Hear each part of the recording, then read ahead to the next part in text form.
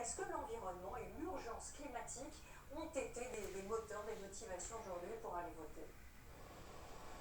Alors justement, oui, comme vous le disiez, Anne-Claire, je suis sur ces plages du Prado et régulièrement il y a ces opérations citoyennes de ramassage de déchets. Et à Marseille, elles sont souvent menées par des jeunes comme vous. Adrien Piquera, vous avez 29 ans et pour vous, vous engagez dans ces actions.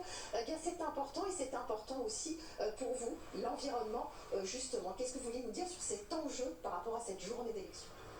L'environnement, c'est l'enjeu du quinquennat, c'était même l'enjeu du dernier quinquennat et peut-être de celui d'avant. Moi, je pense que on peut voter tous les jours en faisant des petits actes, des petites actions, des grandes actions, qu'on soit citoyen, qu'on soit gérant d'entreprise, qu'on soit président de la République, on est tous en capacité d'agir en fait, tout simplement. Donc, il y a une urgence, hein.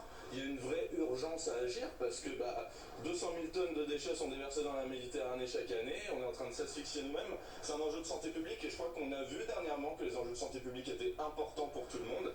Donc moi j'ai pas envie de continuer à manger des sardines contaminées au plastique, je sais pas vous mais... Alors voilà, un enjeu important pour vous, comme beaucoup de jeunes à Marseille et comme beaucoup d'habitants justement en France. Et vous allez suivre, j'imagine, avec attention le résultat de cette élection. Vous allez vite partir pour voir les résultats.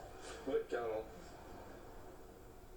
Merci beaucoup Linda, directeur de la plage du Prado. Adrien Gindre, évidemment, le second tour de l'élection présidentielle en France est très important. C'est vraiment l'un des éléments de clé de voûte de nos institutions. Mais de cette soirée du 24 avril va découler une échéance, un certain nombre de rendez-vous. Expliquez-nous, c'est très important. Mais en fait, Gilles, ce soir à 20h, on va donner une estimation du résultat pour la proclamation officielle du nom du futur président de la République.